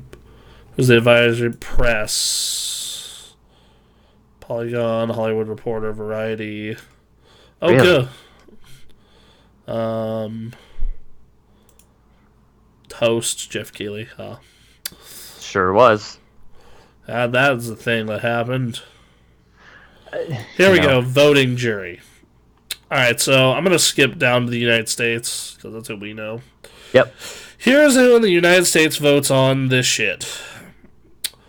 Ars Technica, Easy Allies, Digital Trends, Engadget, Entertainment Weekly, Funhouse, Game Informer, Games Radar, Gamer Ranks, GameSpot, Giant Bomb, The Hollywood Reporter, IGN, Kinda Funny, LA Times, Newsweek, PC Gamer, Polygon, US Gamer, VentureBeat, Verge, Touch Arcade, Vice.com, What's Good Games. That's a pretty good list. Expanding out to the UK, you have Edge, Daily Star, Eurogamer, Game Reactor, The Guardian, Kotaku, Metro, PC Games, Video Games 24/7. And then there's a bunch of outlets from France, Chile, Brazil, China, Finland, Germany, etc. that you've probably never heard of. Sure. So, yeah. So, like, with Control winning Game of the Year at a lot of those places are doing really well in those awards, it kind of surprises me for Sekiro to be the winner. Not to say that it isn't deserved. No, it's a great game. I'm just burnt out on that kind of game. Otherwise, I'd probably be speaking its praises as well. Right. But yeah, the list of winners is on the site here. If you want to go through them, I don't know. I thought it was actually a decent awards show. Yeah, same. Absolutely. Had a good time. They even had a few skits here and there. Jeff Keighley talking with what's his name from Apex. That was funny. It went on too long at the end, though. It went on a little bit, but it was fine. It was fine. I was kind of over it as the moment it started, but like looking back, it's fine. It was good. So yeah, Jeff Keighley seems to really care about those awards, and we'll see him again next year. Yeah, for sure. So let's see what else do we have. So Game Awards happened. We got some announcements out of that. Got a couple other stories. One is a story, Okay. and that is that hey, BioShock. You like BioShock? I like BioShock quite a bit, actually. Well, guess what? They're working on a new one. Shocking. They are working on a new one, but it's. Did it say it's by it was a new developer, right? Yeah, Cloud Chamber, like Ken Levine isn't involved with it. Like the smaller team is. Let's see. So they were rebranded as Ghost Story Games. Is headed by Ken Levine and is focused on developing narrative games. Little known about Ghost Story Games is making, but in October they described it as an ambitious project in the sim genre. Let's see. Levine says that. Let's see, something that Levine had and others on the team have experience in with working on System Shock 2, SWAT 4, and the BioShock series. Okay. So, although Cloud Chamber and 2K have not specified the release window or platform, it's safe to bet it'll be for PS5 and Scarlet, given the project will have been in development for several years at this point. So, But they're thinking it might not even come out on these consoles. Yeah. So at this point, so just interesting. Yeah. BioShock has a fan base, and there's more to explore there, I'm sure. Oh, absolutely. All right. Well. Anyway. Shall we go to our last little bit here that we pulled up? Yeah. The internet feeding us, of course. So we have actually, Bronson. Do you want to introduce this one? Yeah, sure. So Yeah. Polygon is doing the top. I don't know how they chose this number, but 70 characters of the decade. Which, I've yet to look at this list. I have yet to read this list. Oh, cool, great. So we'll see how it is, and we'll critique heavily, I'm sure. I just want to see if there's anything saying why they picked 70. I think that's just what they came out to. Let's see. All right, so picked favorites based on various criteria, including transportive, convincing, funny, original, moving, or unusual. We only allowed one character or duo per franchise. Okay, that's fair. Huh. But it's worth mentioning that many of these games listed below have more than one memorable character. We've mixed together original characters as well as some who've been around for a while, but who've made especially interesting contributions to the past 10 years. This list is read in alphabetical order. Alright, so we don't have to worry about ranking, thank God. In the past 10 years. Yes, so the past 10 years. So That's what we're counting here. Yes. All right. Alex from Oxenfree. Never played it. I have no idea. Allie, Nino Cooney. So here's the thing about this one. Okay. You choose Mr. Drippy or you get the fuck out. End of story on Nino Cooney. Okay. Aloy from Horizon Zero Dawn. Is it Aloy or is it Alloy? It's Aloy. Wow, okay. She's fine. Like, she's fine. I don't like fall in love with her as a character. Like, no part of her had me going like, fuck yeah, Aloy. I hope they come out with a sequel for that. Her design's cool. I like that part of her. Yeah. So, Batman and the Joker. Okay. From the yeah, Arkham, this is our duo. Yeah, from the Arkham Knight. Which, yes, because once again, them in that game is probably the best it is. They're basically a buddy cop pairing till the end. When those guys are together in any medium, it's fantastic. It's magical. It really is. But especially when it's done well, and it's done well in the Arkham games. Right. All right. So next up, the Bloody Baron from The Witcher. Best storyline in that game, in my opinion. So yeah. Sounds like it. Callie and Mari, the Squid Sisters. Hell yeah. Fuck yeah. They're great. Yeah, of course. Catherine DeMecci from Civ 6. Didn't really play it much, so. I just have never thought of like characters being a big thing in Civ. Really? Yeah, same. So next up we have Clementine and Lee from The Walking Dead. Yeah. Yeah, absolutely. Deserved. Yeah. The by the end of that game, you love both those characters so much. Yep. They're so endearing. Danny Williams, the FIFA series. This is when they were trying to do their story bits. Let's see. Yeah, it is. Sure. Whatever. Delilah, Firewatch. Yeah, she's likable. Definitely one of the more memorable characters for sure. Especially because she's the only one you interact with in the whole fucking game. So. Sure. Delilah Copperspoon. Copperspoon. I didn't play much of Dishonored, so I can't really judge this one. I don't remember her from the first one at all, but I never played the second, so. Same. Dutch Vanderlyn, the Red Dead Redemption series. If you would have judged it off just the first game, I would have said maybe. But because of the second game, 110%. Okay. Like, he is a fucking shitbag in that game. Great. But, he doesn't start out as a shitbag, but, yeah. Yeah. This line says it perfectly. Dutch Vanderlyn started his career as a folk hero and revolutionary, and it ended as a sad, broken man. Perfect. Let's see. Eder Tylik, Pillars of Eternity. All right. Don't know. Nope. Edith Finch. What remains of Edith Finch? Kind of hard to say because she is just the narrator, basically.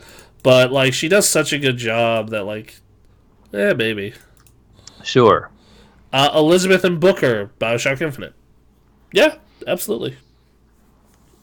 That's another thing about Bioshock and Bioshock Infinite. Like, yeah, there's interesting characters there. I don't know. I Yeah, don't know. nothing is better than that Bioshock One That's a thing. Yep. intro though. It's the Uh, best intro to any game I've ever played. it's a pretty good one. Uh, Ellie and Riley, The Last of Us Left Behind. Oh, I like that pairing a lot, but I still prefer Ellie and Joel. sure. I think it's the difference of a 2-hour adventure versus a 12-hour adventure. That makes sense. Um, yeah. Um, Uh, so, Elodie, Long Live the Queen. Never played it. it is a visual novel. Emmett Selch, Final Fantasy 14. Anything? I don't recognize this character. Florence. It's Shadowbringers, so yeah. Oh, okay. Yep. Yeah. Florence Yo. Okay, people, please go play Florence. Okay. It's like $2 fucking. It's a phone game. It's great. You won't regret it. Cool. This character is fantastic. Ghost, the Destiny scene. Okay, sure. You know, Peter Dinklage as the ghost is certainly memorable. Yeah. Guardian, that wizard came from the moon. We've woken the hive. What was that quote about Destiny 1 where it's like a drinking game? Every time that stop, take a drink every time that you have to protect your robot friend while he opens the door. Stop, drink every time that you. Oh no, that was it. And then die of alcohol poisoning before you get off the moon. GLaDOS, Portal 2. Yeah, GLaDOS, just in general. It's really hard for me to want her over Cave Johnson, but I see the pick. I Yeah, understand. I get it. Especially because she's in other games. Like she's in Poker Night at the Inventory and Bridge Constructor and whatnot. But like, Cave Johnson though. Kay Johnson's good. He's gonna burn your house down with the Yes. lemons. Untitled Goose Game. Shut the fuck up, This Polygon. is funny. This is fucking dumb. It's a funny pick, but weird. Handsome Jack, yeah, absolutely. Especially after Tales from the Borderlands. Oh God, such Right. a like. Once again, they put it perfectly here. He's just a smug theatrical jackass. And while he's fun to hate, part of me cheered for him until the end. Uh, Let's see. He is a constant presence throughout the game. The heroes don't go without hearing his cajoling, threatening, and joking in a long story told breathlessly through laughter about murdering one poor soul with a spoon. And Her Story. Didn't play Her Story. sure. Herschel Biggs, L.A. Noire. Ugh, I didn't like that What? game. I didn't like it. That game's fine. I don't know. I just what sucks about LA Noire is that they clearly put a lot of work into it, and I did have fun with my time with it, but I can't tell you a thing that happened in that game except I doubted someone. Isabel from Animal Crossing. I mean, yeah. Yeah. She's your buddy. She runs you. She's your, First sentence, Isabel is my best friend, yeah. She's your only friend in that town, really. and a great character in Smash Bros. Ultimate. Yes, that fucking fishing rod. Jack and Marguerite Baker. This is interesting. Yeah. I guess the family as a whole is fucking horrifying. So yes. Yes.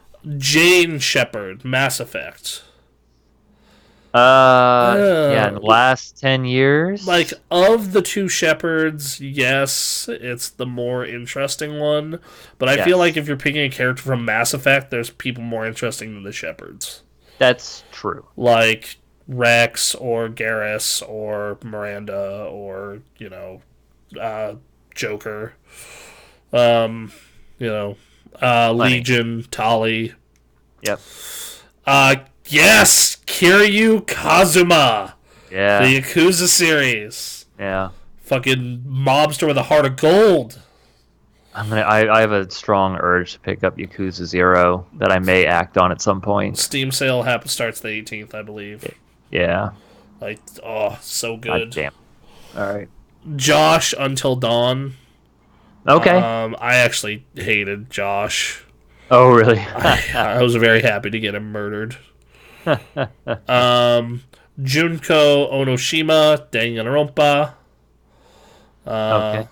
Yeah, she's cool. Once again, not who I would pick from the franchise, but like understandable.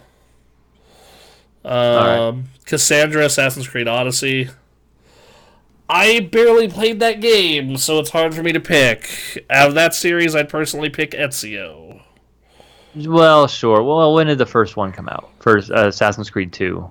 2009, but So he it did have. technically puts it in. He also did have the other games in 2010, 2011. Yeah, he did. Kristen I Geary. Sorry, go ahead. I don't know. I just like people responded well from what I've heard. People have responded well to both Origins and Odyssey. So I can't really say because I never played them. But Kirsten Geary, The Secret World. really, Never played it. I saw it at like a PAX, I think, but I don't know. Kratos, God of War. The reinvention of Kratos was a hell of a thing. Yeah, absolutely. Like, I love how they kept old Kratos. Like, it's the same Kratos, Yeah, but they like made him like I feel like a piece of shit for everything I've done. Now sure. I'm a single parent. Like, yeah, you know, uh, yeah, he retains his skills as a warrior, but now his father, whose gruff, tough love approach to parenting belies a capacity for love and tenderness towards his son and deep grief for his late wife.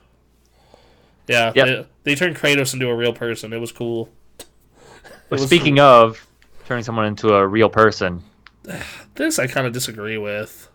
really? Like, she's better. She's a lot better, but like even then, like I don't find her like interesting, or like I do Kratos. Okay. But she's better, but not a character I go, oh fuck yeah, I love Lara Croft now. Well, Sure. Lester Crest, Grand Theft Auto 5. You could pick a lot of people from Grand Theft Auto, but Lester's a good choice. Lester is a great choice. Yeah. I love how just like he's manipulating the stock market by murdering bad people.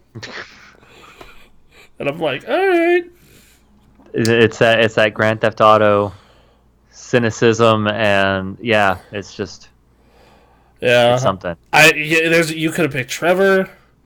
You could have picked Michael. Michael, You could have picked Lamar, Franklin. Frank. Like, they were all so good. There are a lot of good characters in that game. Um, I love any conversation between Lamar and Trevor. Ugh, That's just just Lamar. I love just Lamar being him.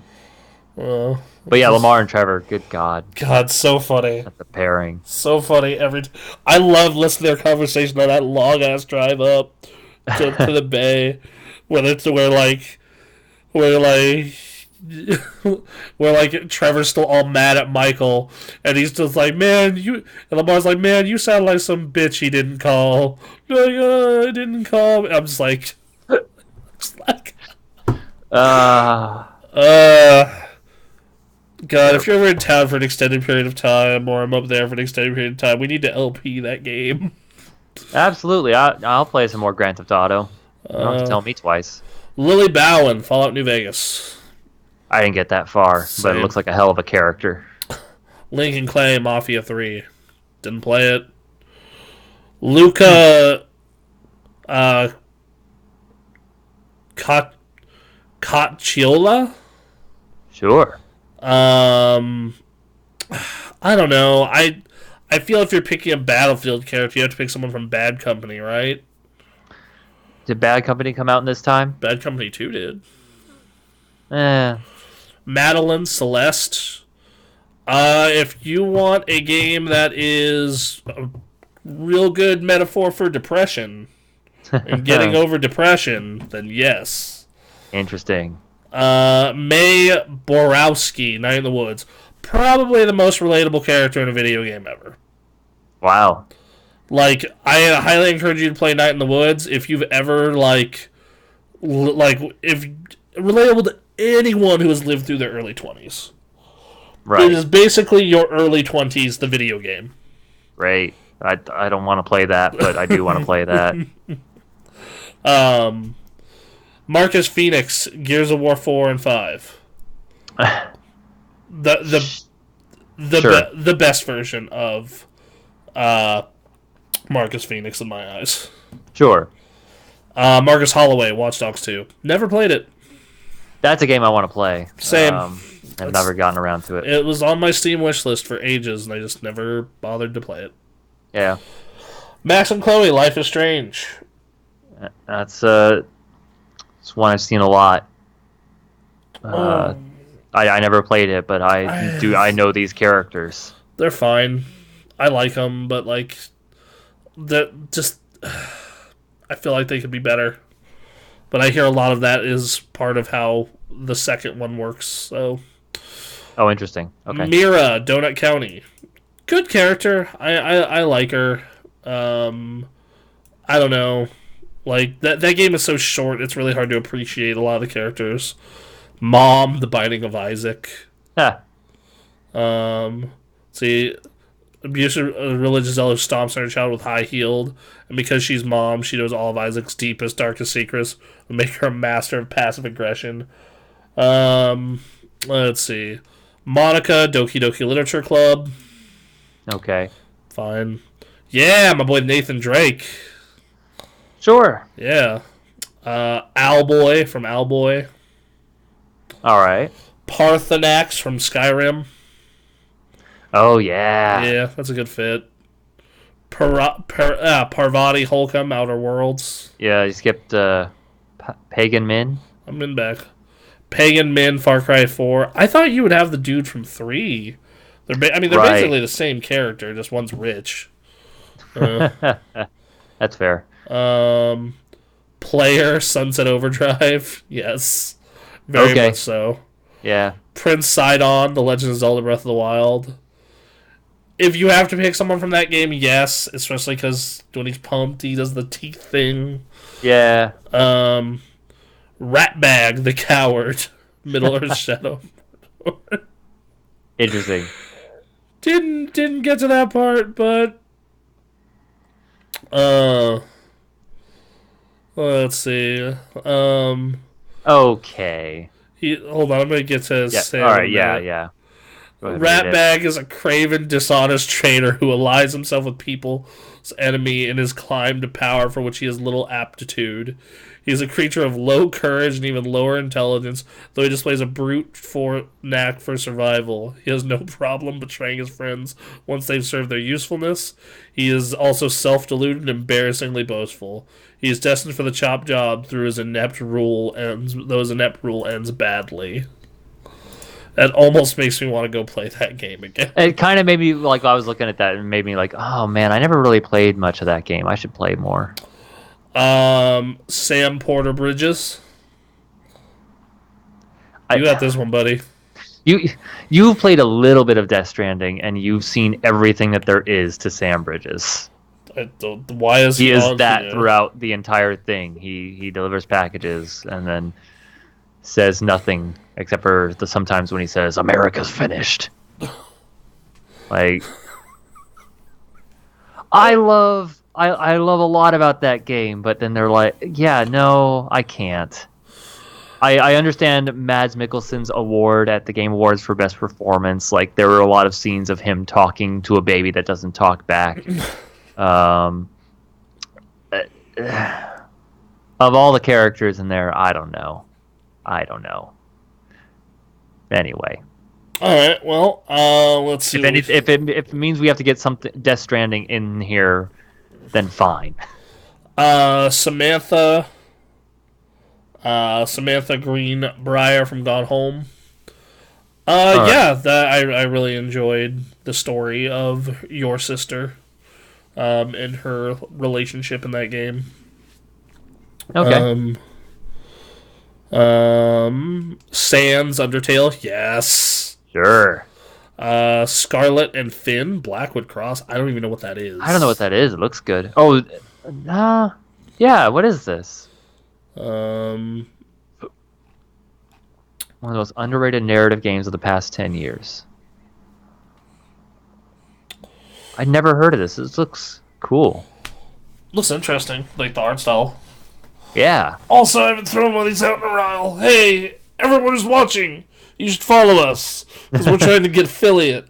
And that'd Give be us a follow nice. if you like us. Hope we can entertain you with more stuff. We've got other shows happening outside of our podcast that we're recording here. So Well, yeah, yeah, exactly. Those are cool things. those are cool things. We're watching all the Star Wars movies. That might not be that cool. Ah, you like Star Wars? Nerds. Uh, Anyway, Lordy, I haven't heard the That's right, boys. Mondo cool today. It's hurting. It hurts. But anyway, moving forward. yes, Senua from Hellblade. I have Um, played Hellblade. I need to. yeah, say I have no context. Shane, Stardew Valley. Shane of all people, huh? Nah, no, There are some cool characters in Stardew no. Valley. I I hit on the just chick with purple hair a whole bunch. purple hair. I liked the moody guy who smoked. Uh, yeah, purple hair girl. Yes. I went to my first event though, and everyone didn't want to dance with me, and I cried. Well, the first event. Yeah, that'll happen. No one wants to dance with you. Shovel Knight. Which, Yeah, great character yeah, design.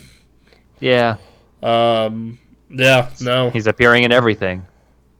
Yeah, he was in Ukulele. Sure, Um, why not? all right.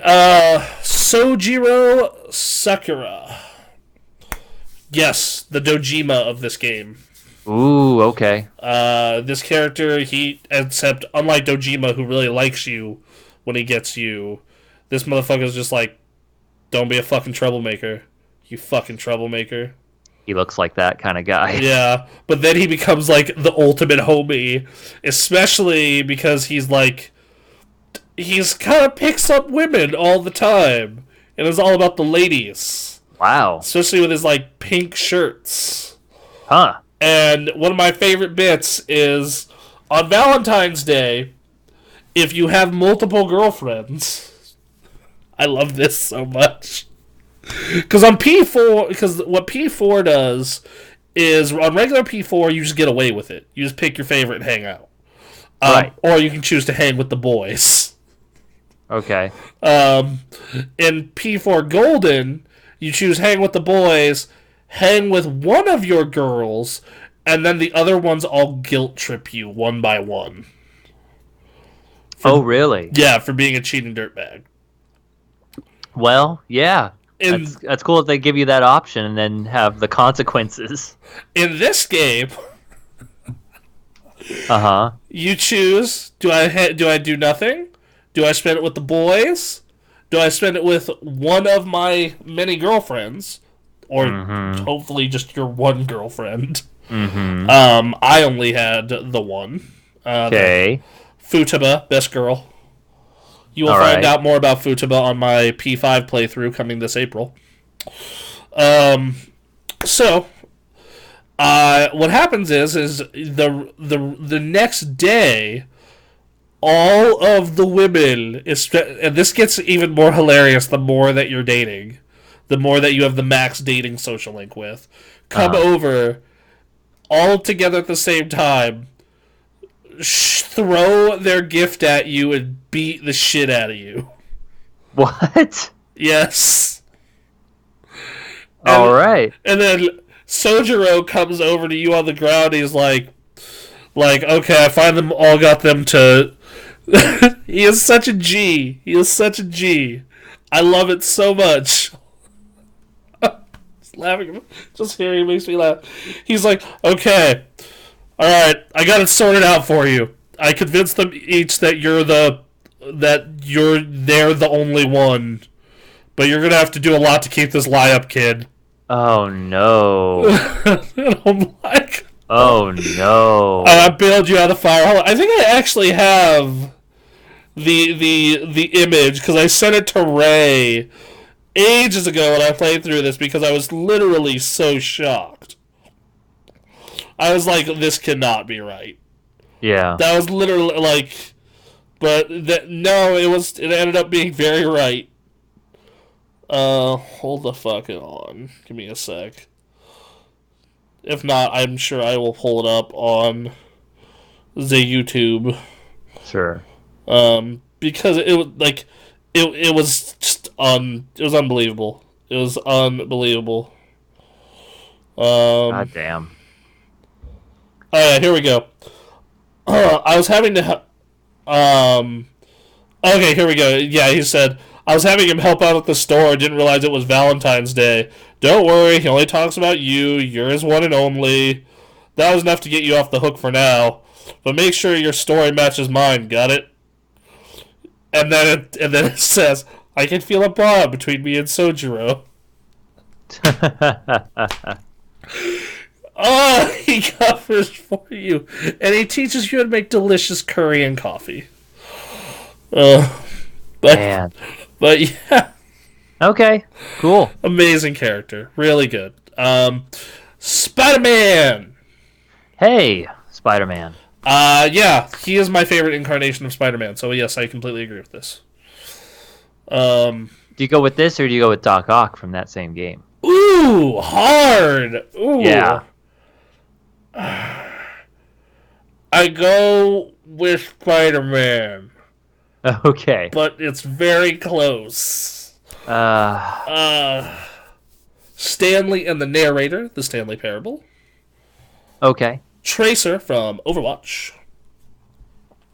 All right. The Tracer, huh? Yep, Tracer. Okay. I mean, I personally would have picked a bunch of different characters, but, you know, whatever works. Tracer's cool. So, yeah. Let's see. What do we got here? What do we got here? Let's see. The Traveler from Journey. All right. Yeah, sure. Trico, the Last Guardian. Oh, wow. Yeah, that's a very memorable character. In a couple different ways. Venom Snake, Metal Gear 5. He's only memorable because of the twist. Okay. Because you find out he's not fucking Big Boss. He's really just someone programmed to think he's Big Boss. And then finally, Willow Pape, Kim Kardashian Hollywood. I want to know who the fuck is the person on this staff that keeps sending this shit in. I want to know. I need to know. It's right there. But yeah, it's we have now seen this game twice. So there has to be there must be something. Someone on the staff is apparently a big fan. Oh god, they have a bunch of the best spoilers of the decade. Oh, we can't. Yeah, Jeez. Oh, let's just ruin a bunch of games for everyone. no. That'd be great. God damn it. The 69 biggest crushes of the decade. Jesus H. Christ. Oh, Lord. So yeah, that was a list of 70 important characters in the last 10 years. Yes. Yeah, so what'd you think?